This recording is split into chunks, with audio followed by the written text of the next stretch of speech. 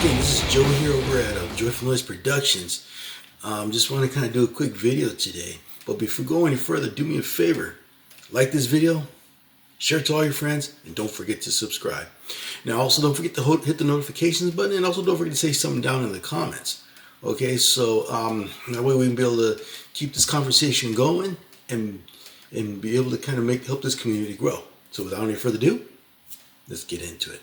First things first, I want to address somewhat the elephant in the room. On Tuesday, I put out a tutorial, okay? A tutorial for IRs, and some people were saying it was bad audio that was coming out of that. No, the audio sounded good. I just was dealing with a problem. And what was that problem? That problem was dealing with my old Tascam 424 Mark III mixer. I've had that bad boy for years. Let's just say since 2000. Eventually things do get old. So the day when I was doing some recording, that's when that buzz came out. And I was kind of a little upset. I was not really having it that day, and I just didn't want to re-record everything, and I decided just to throw the video out there. And as you probably noticed in the pinned comments, I kind of described that. Some people probably would say, why don't you just plug this direct into your interface? One thing in my experimentation throughout the year of doing content creation, I realized that when it comes to doing content creation, you want the best sound possible from the source itself. And I realized that when I record directly into my interface, the problem that happens is that when I try to EQ it on my DAW, it doesn't sound good. The audio will sound clear, but it hisses. It sounds like there's a lot of noise, and I don't want to be using a noise gate because it's going to sound unnatural. So one of the tricks I've learned, especially learning from other audio engineers, is to hit the source with the mixer and a compressor. Okay, I've been kind of going with that setup for quite a while now, and it has produced a lot of good results up until that point. Hopefully there'll be no more other problems, because right now I am looking to invest in a new mixer. Now, because of the type of income I'm under, in a sense, I'm on a fixed income, so I got to be very careful and very frugal of what I buy. With that out of the way, let's go ahead. Let's talk about before I go any further, let's talk about nothing. I almost forgot. It's been a little over a year now since this channel has exploded. Yes, this channel is now a year old. And I want to thank a lot of you, especially for the almost 60 subscribers that I have so far. I want to give you guys a great shout out. And I'm glad I have good subscribers. I know there's sometimes I'll get a few trolls here and there, but there's a couple people that are like, hey dude, we're gonna be constructive. Hey, I welcome that.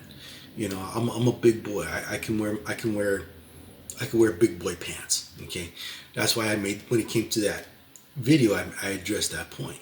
I appreciate those comments because it shows that there's a community that cares. So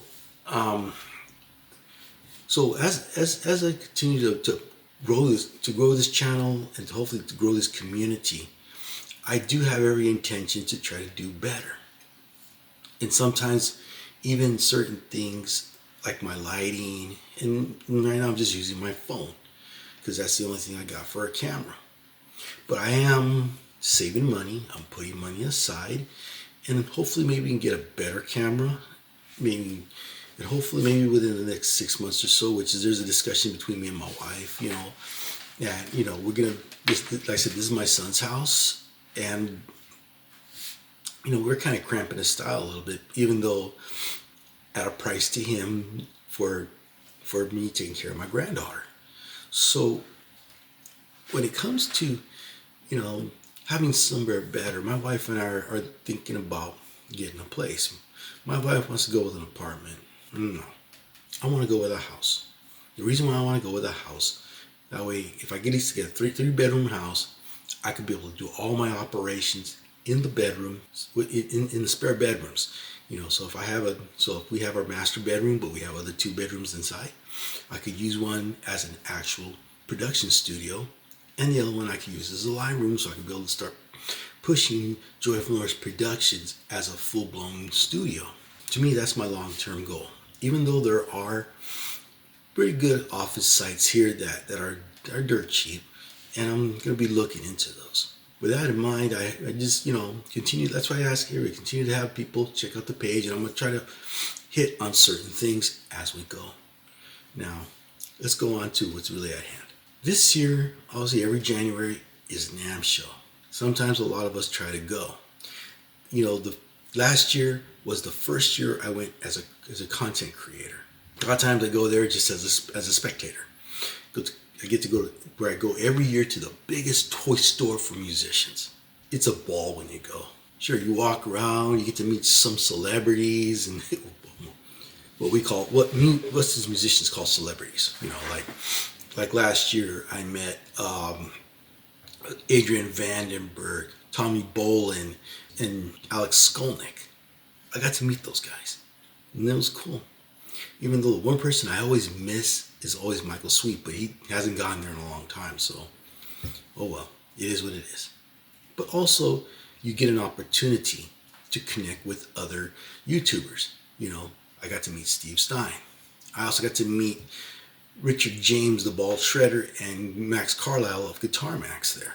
I was hoping this year I get to meet more, because I really like to connect with my peers and maybe probably be a part of the growth of what's going on YouTube. So it's usually a fun time to go. But at the time, the reason why I was able to go every year, because obviously I lived in LA. So when you live in LA, you have this convenience of being able to go to NAMM every year. And in some cases, not even have to park. All you have to do is take a bus, and that's it. I kind of saw some things that I could tell, once you start seeing new products come out around this time, that something's cooking over at NAMM. Now, there are some things I did take note of. Sweetwater usually on their website has the top of what's going on, as far as they got the lowdown. So let's go into the list. Now, as far as, just let you know, I got a list here. It's not much, because I was hoping to probably find some more things, but I know if I was there, there'd be a lot of other things I would kind of go after and would really kind of get to point. But I'm just going to kind of go through a rough synopsis of what I can come up with. When it comes to like content creation, recording, things like that, I was kind of hoping for a new interface we could talk about, maybe new microphones. But even in pro audio, there's not very much to speak about. Now, as far as some of us who are home recording nerds, even Christian Cola Keller talked about this, and that's the Black Lion level lock.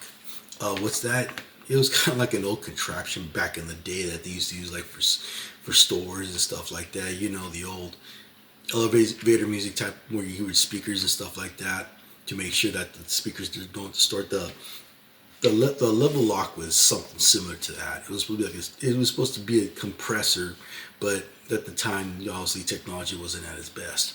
So Black Lion kind of capitalized on that, and now it's being used as a musical unit. So Black Lion obviously has the hardware version of it, which could be rack mounted, I believe. But also another company called Cornif is making their plug-in version of it, which is being more accessible, especially for us who still record it in the box. Even though little by little, personally, I'm kind of getting out of the box.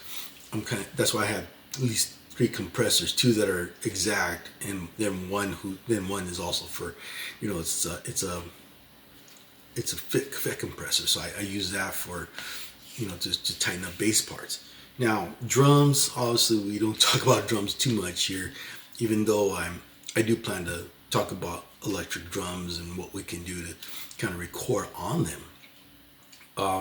But definitely guitars is where it's at. There was a lot of, there's some few good pedals that are coming out this year. And one of the most talked about pedals that I even caught online was the MRX Rockman X100B. Now, let me kind of get back over here with the X100. And you see, I got one myself. This was the sound of the 80s. Obviously, boomer.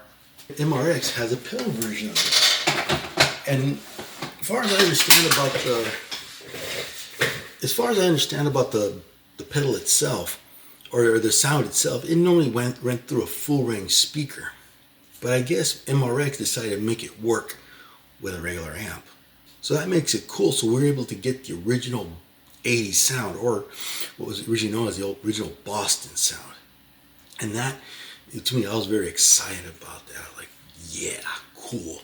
So that's something that I'm planning to get my hands on. Now, another thing that also is coming up is Marshall. Marshall's been coming up with a lot of good new stuff lately. So if you're a good guitar player, obviously they have a new pedal line, which is actually an emulation of all their pedals or all their amps. You know, like the Plexi, which is known as the 59. You also have the JCM 800, the 900. They also have the DSL along with the JVM. So they got those now in pedal format, which is good, you know. So people like me and you who cannot afford an original JCM 800 or I don't find one, we'd be able to kind of get that Marshall in a box. Even though I still personally believe that the Marshall Governor pedal is literally the Marshall 800. But these new Marshall pedals, they're the closest thing to the design of the preamps that come on those amps. So one thing that's good is that these pedals are going to be under $150, which I've checked on Sweetwater and also on the Marshall website. So they're going to be about $100. So I'm looking to get me a couple. Now Fender has also come up with some new stuff as well. As far as, you know, obviously guitar lines, well, you know, as far as like the regular, you know, the usual suspects, the Strat, the Tele, the P bass, the J bass. Okay, yeah, they're always going to be around, but there are some new stuff that they did come up with. Obviously, one of the newest models in which it would have came out, which when I wanted one of these, which is the Fender Standard Acoustasonics. Those guitars, they come with a shawbucker on them. So in other words, for a little bit more output. And for around $600, I was like, what was that price at when I was when I bought my Player Series? I'm pretty sure that the Player Series is going to be a step above those. I mean, obviously, the cheaper the price, probably the kind of more inferior the product. But hopefully, maybe if one drops in my local Guitar Center, I'll check it out. Because I have been looking to get to kind of get another one. You know, obviously, because they have, even though they have them like right now they have them in the Tele style, and they also have them in the Jazzmaster style. Obviously, I'm still a big Tele fan, and right now they got one where it's like solid black, and that's the one I'm kind of targeting. You know, switch the neck up a little bit and put a Jackson neck on it, so that way it matches the rest of my Jackson guitars that I have. In case those of you who really cannot afford one, now you can be able to afford one, and they come in black, I believe in white also, but I know for sure natural. So now you can be able to actually afford one. Now another thing that was also surprising to me was that EVH finally came out with an FR speaker. If you own a Valatin, yes, Valatin has their own speaker out. Obviously, it's like a regular loudspeaker. But if you want an FR speaker that looks like an actual cabinet, this is the route to go. Now, based on the Tone Master version of what they had, of what Fender had, Fender decided to go into the EVH line and create what they call the Hypersonic. The Hypersonic is obviously, it's a 112, and it has the same exact bells and whistles as the Tone Master FR, but with the EVH name on it. Obviously, it has an output and with an XLR input, which is something I would, if you have a Valatin, which would be something to be used. So that one is running about $600, And believe me, when those become available, I'm planning to drop a deuce on those ones. So, that way I can be working with my valet and get a pair, like they say.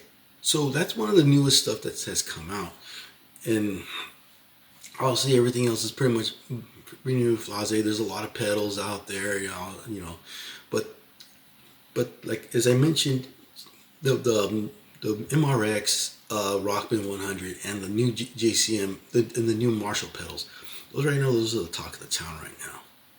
So was it really much of a miss? Kind of not really. I mean, I don't miss it very much. It would be nice to kind of go connect with my peers. However, it would have been nice to go, but then I know family would say, "Oh, you're in town, huh? Why'd you visit?" So tell me what you think. I know some people don't care much about the NAMM products or the NAMM Show, stuff like that, but like I said, when was the last time you ever went to a Toys R Us store for musicians? So tell me what you think. Mention in the comment below. And once again, don't forget to like, share, and subscribe. So until next time, peace out.